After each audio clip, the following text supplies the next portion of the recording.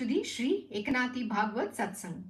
Om Shri Gurubhyo Namaha, Om Shri Ganeshaya Namaha, Om Shri Saraswataya Namaha, Om Shri Guru Datatre Namaha, Om Shri Mahalakshmi Namaha, Gurur Brahma, Gurur Vishnu, Gurur Devo Maheshwaraha, Guru Sakshat Parabrahma, Tasmai Shri Guruve Namaha.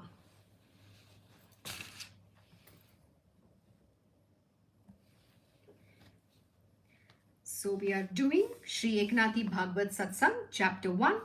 We'll be continuing from the main verse, which is verse 7 onwards.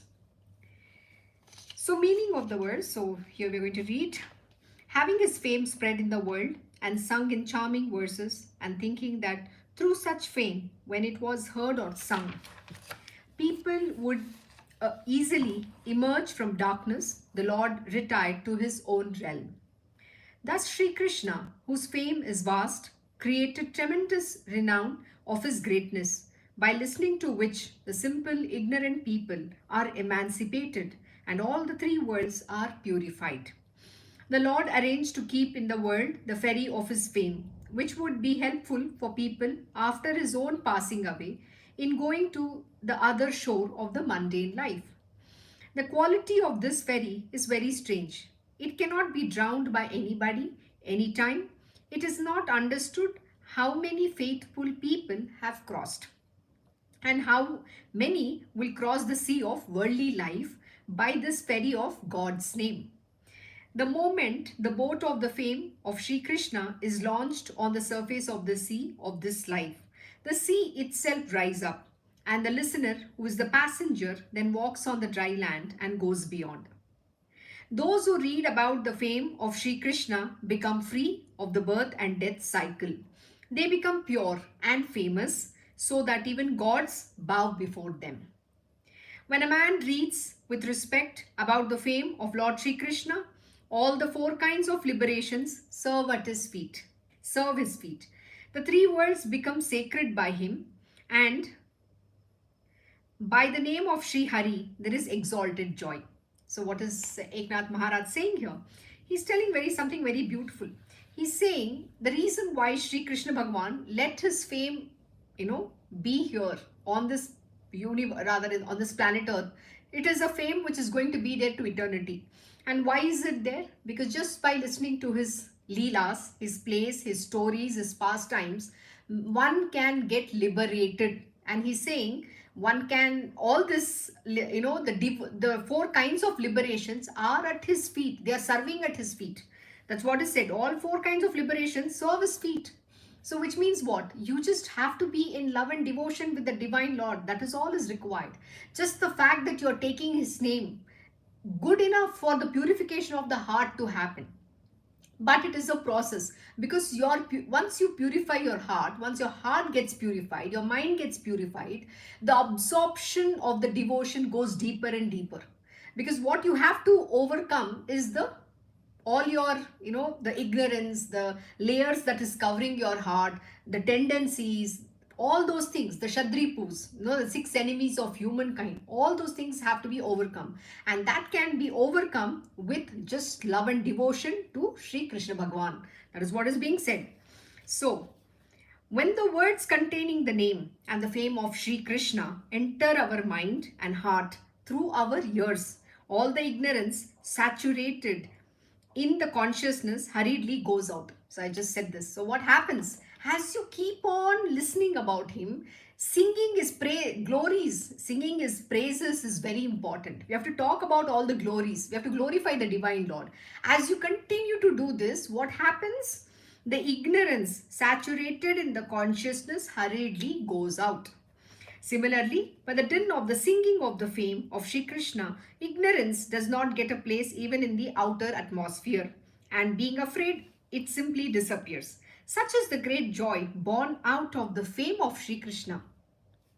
By the power of the fame of Sri Krishna, there is light in which everything appears like Sri Krishna. Thus, the reciter of his fame gets highest joy, similar to the joy of Lord Sri Krishna. Sri Krishna is so great that by seeing him, the seeing itself ends. By tasting the sweetness of his devotion, the finality of taste is reached. And by listening to his stories or name, the work of listening comes to an end, and by thinking about him, the projections of the mind become frozen. How sweet is it? What is he saying? Just by listening to his words, there's something magic happens in our heart. We don't understand. You can't adequately describe in words. You feel so, you feel like you're floating, you're just enticed by him, just the look of his, the beautiful face, the beautiful names, the fame, the glories, all his stories. It just creates some mushiness in your heart, something that is so unique, a love which is so beautiful and so profound that it is undescribable. You can't explain it. You can't even adequately describe it. It is indescribable. And what happens? Something strange happens. You just want to be in that exalted state constantly. And you feel like you're just floating in the air. You might be working, but when you are in that state, just you're sleepwalking through everything in your life. You're in the world, but yet your full mind, your heart and soul, everything is in that ecstasy of the divine Lord. You're only, reveling in that love office, in the love and devotion office. That's what happens.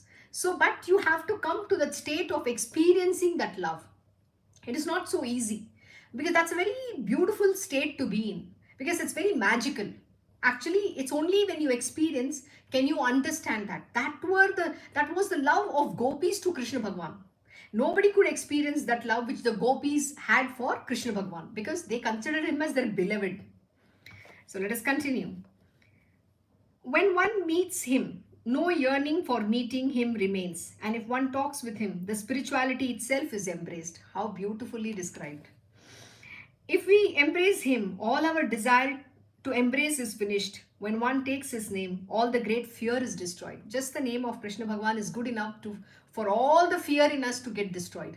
So what are you afraid of? What are you, worried about? When, there's always a very beautiful saying which Sai Baba always tells, why fear when I am here? Similarly, when Krishna Bhagwan itself, he himself is there in your life, what is there to fear? We don't have to fear. Please understand, this entire universe, and everything in this universe is adheen to him. Means they are subservient. They are eagerly waiting to serve him. There is no evil can come near him at all. He's the master of this universe. This universe has come from him only. He is the Adipati. He is the Lord Almighty. And what are we trying to be afraid of when we have the privilege of having this Lord with us in our life, and yet a person is afraid? That what does it tell you? That means you're so filled with ignorance. In Bhagavad Gita, chapter 16, verse 1, 2, 3. In verse 1, the first word is absolute fearlessness. That forms the foundation of evolving in your spiritual world, and that is a divine endowment. But what happens? Only an ignorant person is going to be full of fear. Why? Because he believes everything in the material world is real, and whereas Lord is unreal. So that is a misconception that we have. But when the Lord Mighty himself is with us, why are we being afraid of something which is unreal, which is Maya? What is Maya here? Your attachment to your body, your attachment to your relatives, my husband, my wife, my children, my family, I am born. And who has told you all of this? It is you who have got fooled into it. You believed in that. But please understand, I was giving someone an example. See, today you have God Almighty on one side. Today you have all your relatives and everybody. Do you think your relatives even care about you? They are the most selfish people on planet Earth. When it's a question of unconditional love, there is only one being who can give you that, and that is Lord Shri Krishna Bhagwan. It is your Guru who will give you that unconditional love without having any expectation. He doesn't even expect anything. On the contrary, he just takes care of you. Not just you, everybody in this universe. Those who come and take refuge at his lotus feet. And sometimes, even if they not know him, he is actually taking care of his devotees no matter wherever they are across the globe. Even if they don't know him, that is his greatness. Whereas the people whom you think are yours today are so self-centered. You take any family. So when there is a property, the siblings fight amongst themselves. There is no permanency in a relationship. It is full of expectation. There is no unconditional love there. And yet you believe those relationships are real. And here, who is your real father, mother, everything, you think is some unreal being in your life, or he's just there, he's nothing to do with me, and you are so, dedicated and committed to your bodily relationships. So this is a question you need to ask. So what is real and what is unreal according to you? And you need to then understand what is good for you. My Guruji will always say this, see, understand, first you need to recognize what is Maya, what is all these things. See, when you don't have the grace of Guru, there is nobody to give you this knowledge. But today, through scriptures and through the grace of the divine Lord, you have a Guru. Guru is none other than Shri Krishna Bhagavan himself. So when he himself is teaching you, and yet you are having all the questions, that shows where you stand. It's not the other way around. That shows there is a lacuna in your faith, which means you don't have that absolute faith. What are the 4 important words which is relevant, which forms the foundation of attaining Krishna Bhagavan? Number 1, absolute faith. Faith is not 99.99%. It is 100%. Number 2, complete surrender. You just have to surrender yourself completely, 100% again. And number 3 is what? Unconditional love. It's not, God is not, oh, you give me this, then I will love you. It doesn't work like that. You need to give your unconditional love to him. And last is what? Exclusive devotion. The exclusive devotion comes about only when the first 3, qualifications have been fulfilled. The last one comes to you with the grace of the divine Lord. That devotion, that is called the single-pointed devotion or exclusive devotion to him. And that happens when you go through the purification process. And here also we have understood how the purification process happened, which means you have to first overcome all the ignorance that you have, the 6 enemies of human being, all that, the Shadripus, Kam, Krodh, Lobh, Moha, Mada, Matsarya, all this have to be overcome. And how do you overcome? By reading the scriptures, by listening, by doing sadhana, by practicing continuously and taking the Lord's name. So let us continue. So if we embrace him, all our desire to embrace him is finished. When one takes his name, all the great fear is destroyed. So the fear is destroyed. Next, the God, the Lord of all, the holder of Shanga, that is Shanga bow, the God whose plan is always truthful, became ready by his own will to go to his own eternal abode. So next verse chapter 1, verse 8. The king Parikshit asked, how did the curse of Brahmins fall upon the Vrishnis, who were having respect for Brahmins, were liberal and always served their elders, and who had their minds full of devotion to Sri Krishna? So this is a very interesting question which Parikshit Maharaj is asking. He's asking a very valid question. How did, the Yadus, that is the Vrishnis, why did they get cursed? Because first of all, they were very, they had respect for Brahmins. Number 2, they were liberal and they served their elders. And most importantly, their minds were full of devotion to Sri Krishna. Having all these qualities, then why did this happen? Parikshit asked Shuka respectfully. Yadavas were humble, which is very true, and devoted to Sri Krishna. How did they suffer the curse? O Master Yogi, please tell me this. Yadavas were charitable. What is the first word here? Charity. Do any of you do charity in today's day and age? Charity itself, the concept doesn't exist in our world, no? It's all about I, me, myself. It is first about filling my pocket, trying to make money. Today, we are in an age, it is very sad to learn that millennials have become this, wanting, they have gone so crazy that they want to make fast money. And they end up getting into all sorts of wrong things to earn that money. See, please understand, there is no shortcut to success. And you can't earn wealth overnight. See, there is everything has a method and a process. My Krishna Guruji will always say, see, today, whatever you do, whether it is a business or whatever you do, a big organization like Apple or Amazon, they started small. You have to start small and grow big. But today's millennials, they want to become millionaires when they are 20 and 22, 25. Today, everybody is using, this growth of shortcut method to achieve success, especially the monetary success. Because money is the prime motivation for everybody. They want to become millionaires and billionaires by 25 and 30. But please understand, anything that comes so easily will also go away easily. And it's not going to stay. That is a rule of the nature. So we have to understand we should not become greedy like this and go to whatever length and breadth to earn that money. So you have to be very careful how you make the money. See, please understand, everything has its own time. It has to fructify according to the will of the divine Lord. And everything should fall in place as appointed by God's time, at the God's appointed timing only. So we should always have this patience. Otherwise, you're going to do lot of sins and karma, which is not going to be good for you. Who's going to teach? So what is that we have to avoid here? Lust and greed. Don't be lusty and neither be greedy. You have to be very good. And there needs to be a purpose of why you want to make all the millions and billions, not to show off. Oh, I am having a yacht. I am having this fancy car. I am having this one, that one. Have you seen today? All these social media influencers, they have created a havoc. And everybody is like, talking. Every video that you search, they'll say how to make 1 million in 1 year, how to earn 10 million in one year, whatever nonsense. And everybody is falling prey to this kind of crap.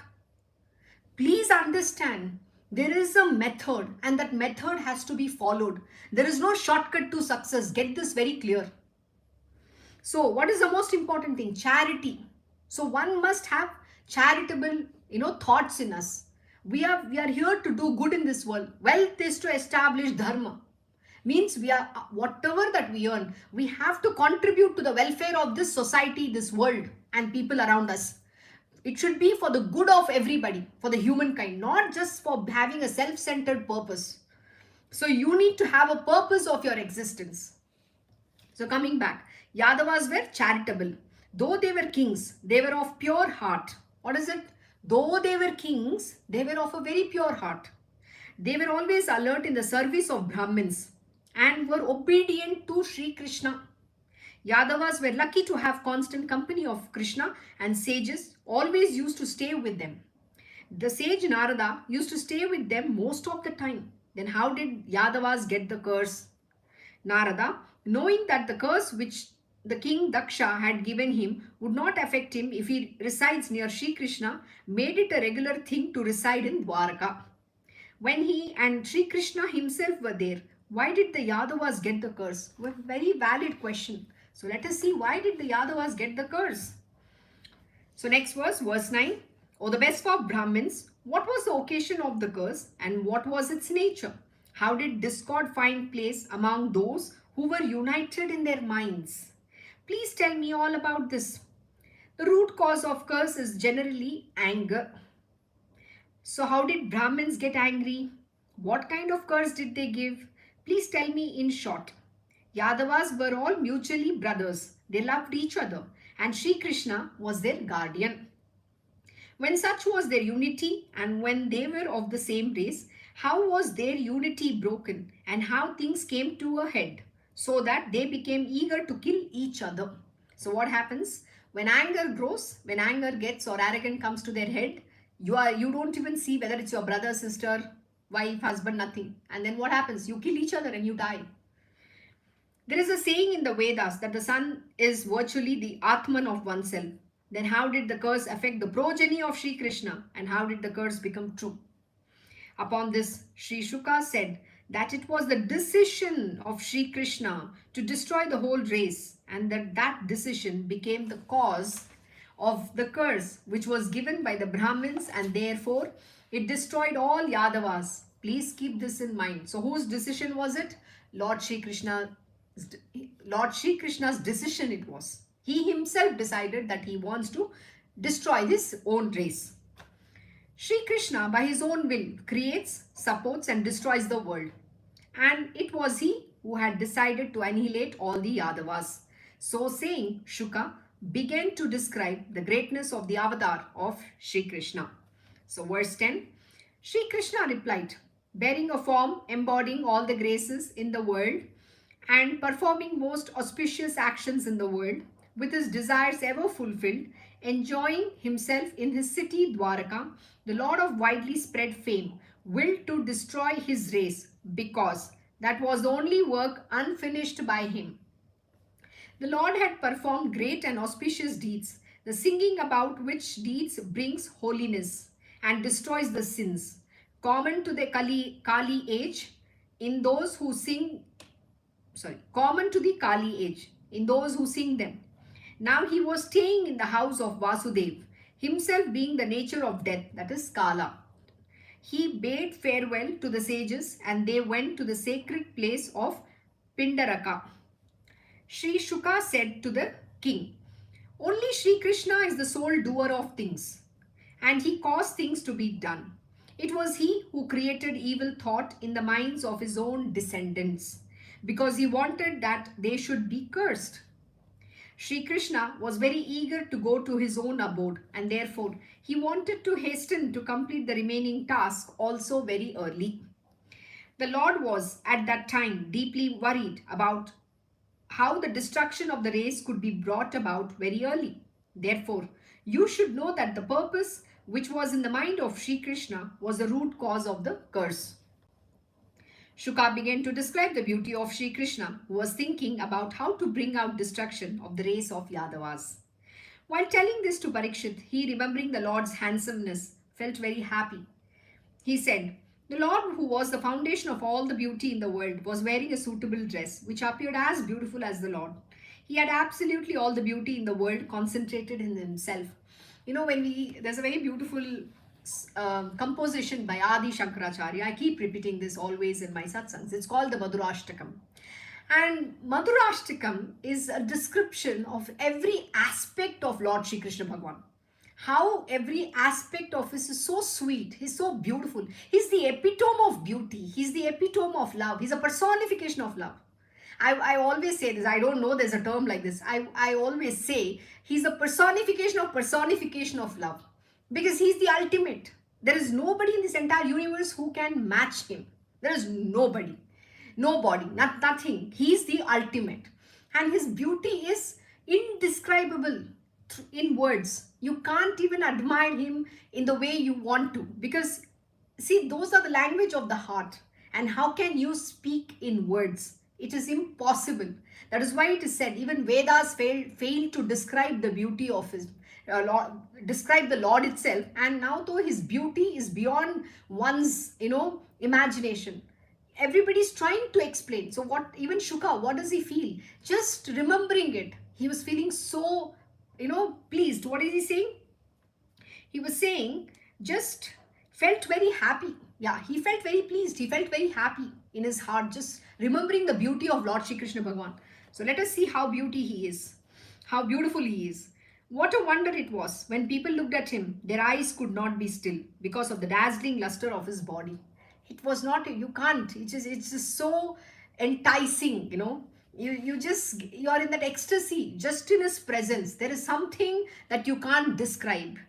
They were fastened to his countenance and were again and again looking at him eagerly, as if many butterflies and blue beetles would throng at a time on a beautiful lotus. See how beautiful is the description. And also, your heart flutters. You just feel something, you feel butterflies in your stomach. Some things happen. I'm not able to describe it because it's something that you have to experience. Eyes of the people were completely enticed for the pleasure of looking at him. And one felt that perhaps the eyes were having tongues to lick the beauty of the Lord. Thus, the majesty of the beauty of the Lord was very core of the joy of Atman. Actually, it's a very sweet description it's given.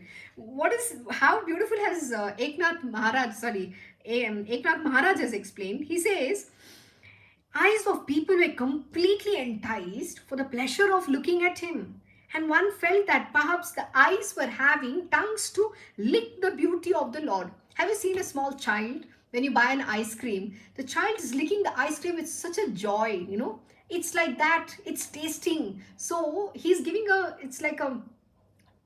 he's giving like an inference of how, if the eyes would have had the tongue, how it would lick the beauty, just like eating an ice cream. Similar to that, just looking at him, you feel that, the love is oozing from every pore of your being. And that's the kind of love. It's very mesmerizing. It's enticing. And that is something, it's indescribable. This kind of love cannot happen with any human body. You should understand. This is called divine love. It is the purest form of love, which only you can experience with Sri Krishna Bhagavan, not in the material world. Thus, the majesty of the beauty of the Lord was very core of the joy of Atman.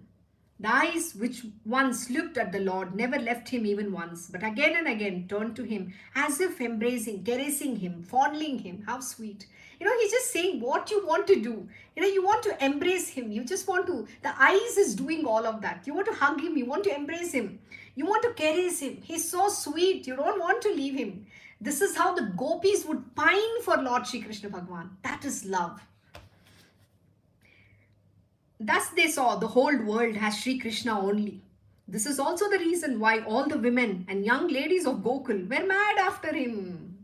The gopis were extremely fond of Govinda. As Sri Krishna was extremely beautiful, you may think that there must be some sexual desire in him, but no.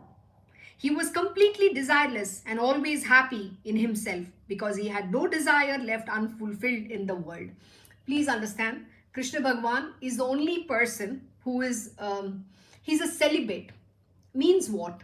He doesn't have these kind of lower material nature, though it is born through him. Please understand, even the material nature is born from him. That's his prakriti.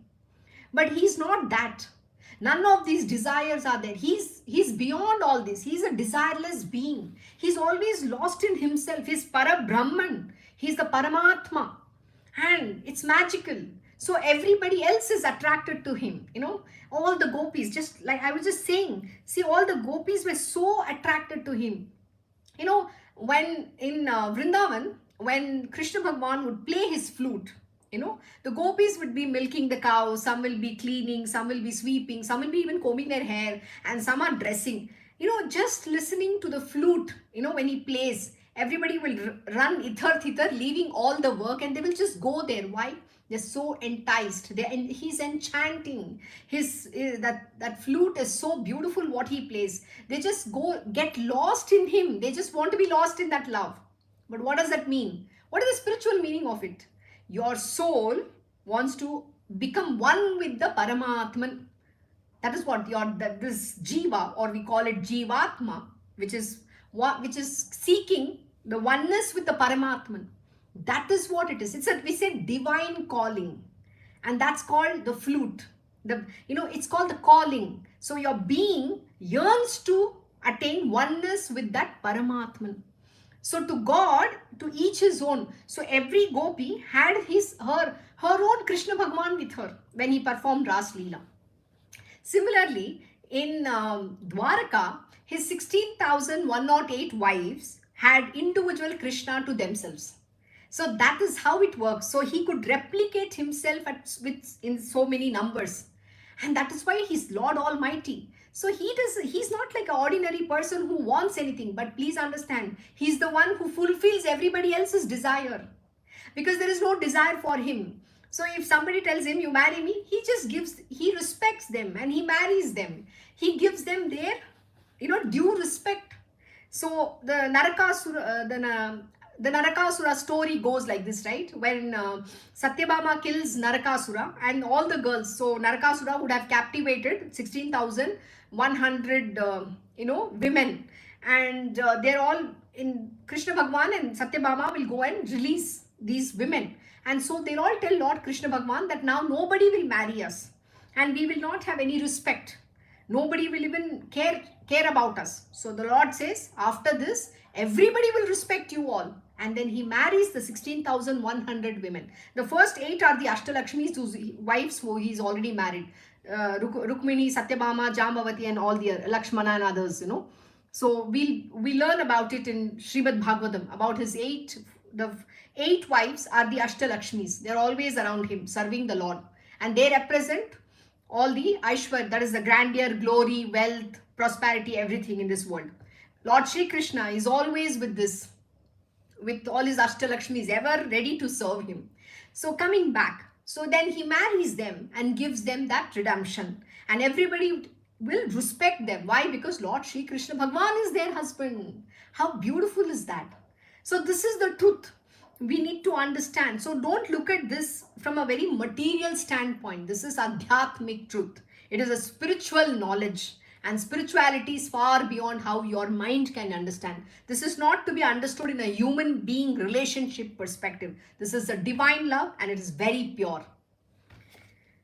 So what does he say here? As Sri Krishna was extremely beautiful, you may think that there must be some sexual desire in him, but no, he was completely desireless and always happy in himself because he had no desire left unfulfilled in the world. You may ask, if the Lord Sri Krishna was having fulfilled all his desires, why it was that he had a family life in Dwarka? Very valid question. And was enjoying all the objects of senses, living with all the pomp and power of a king. But no, that was not the case. The Lord Shri Krishna was the guide, the light of all the four states of life, that is ashramas. In a sense, he was the only real family man of the three worlds, being the real bachelor and the real sannyasi all at once. This is exactly what I said. What does he say? He's the real bachelor. He's the only man in this entire universe. He is the Uttam Purush. He's the perfect man. There is nobody else besides him. He's the ultimate man of this universe. You know, it's just saying this is so magical. I don't know how much you are enjoying. I'm very much loving it. It's so beautiful to read. How profound is that? You have to be in love to understand this truth about him. And what is he saying? He's the only real bachelor and he's the real sannyasi all at once. But this is something material worldly people cannot understand. There is no logical way to understand him. Your logic will fail here. Because mind, an ignorant person's mind is pervert. Because it's filled with all sorts of illogical things from the material world. And you're prone to ask all sorts of nonsensical questions. But here the answer is very clear.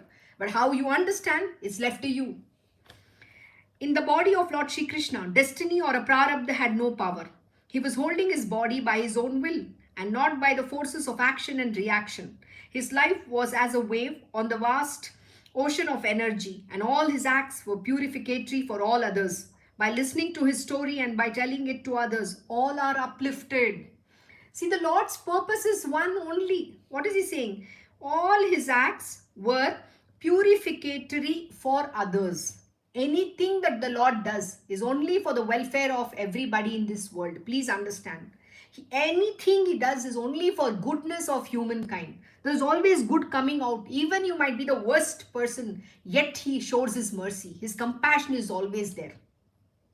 But beyond which, there is a point beyond which he can't do anything. Because if you are in evil, you still will be evil.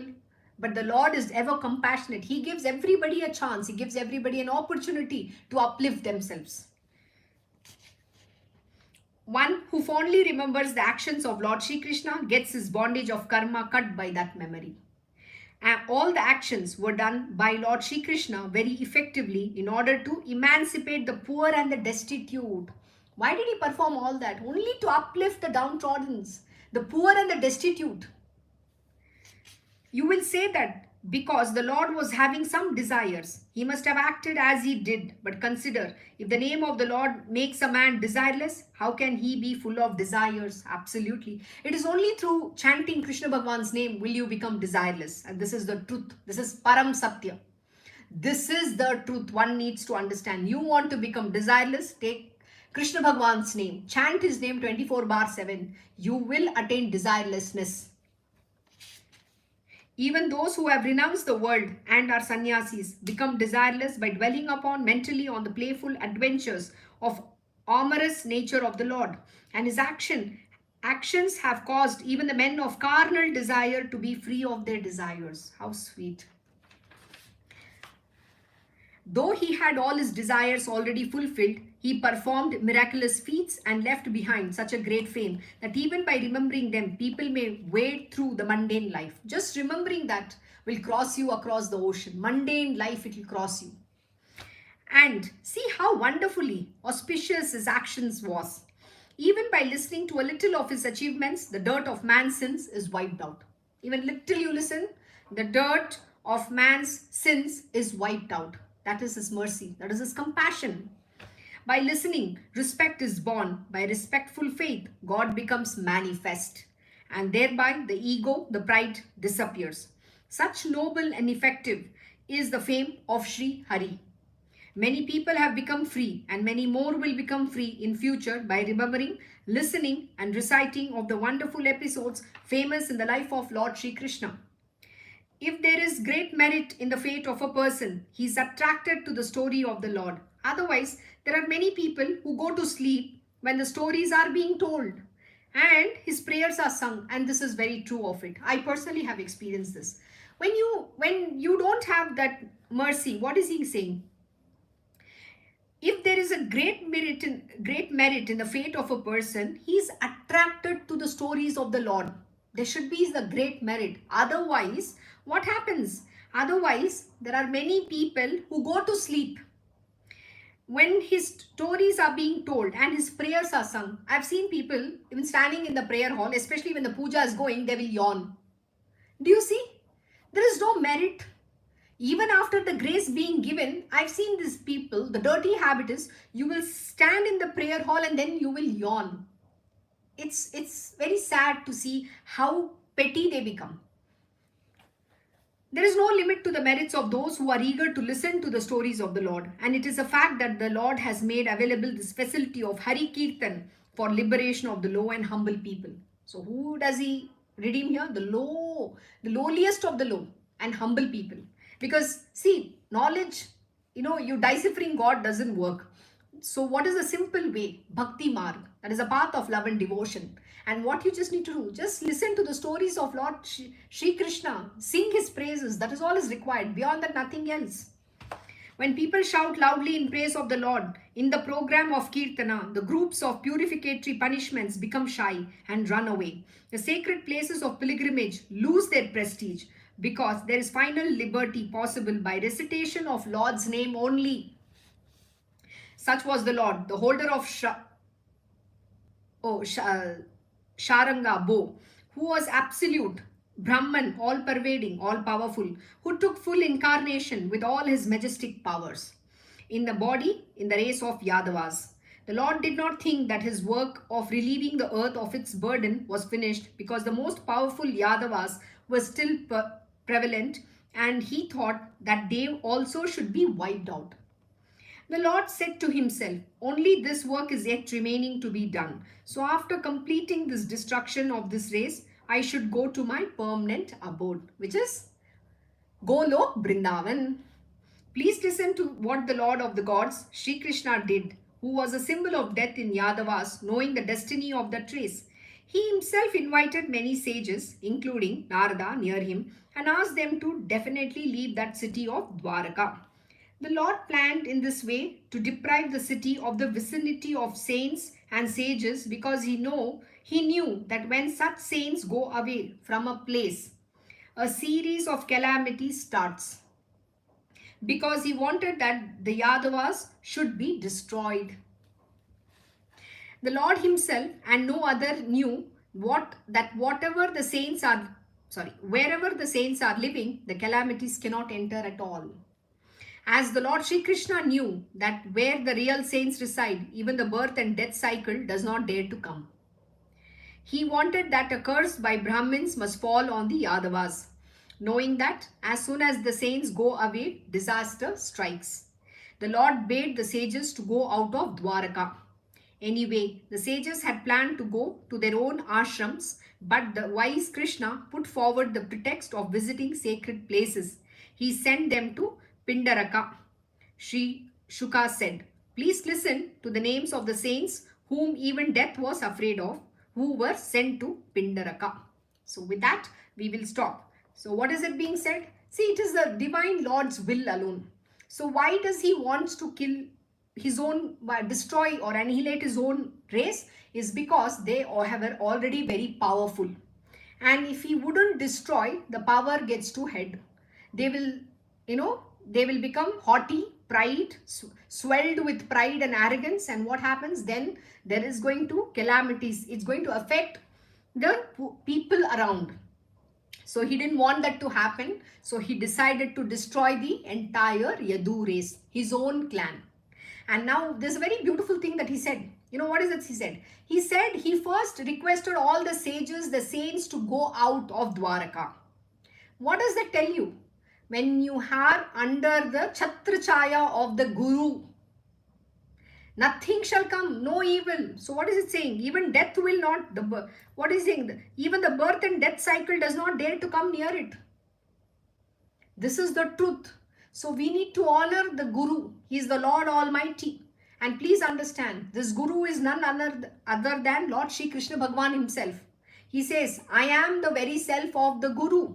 That is why he'll always say that anybody who worships the lotus, who is a servant of the Gurus, I am the servant of the Guru. That is what he says. I am the servant of my devotees also, he says. And who are his devotees? The sages and the saints.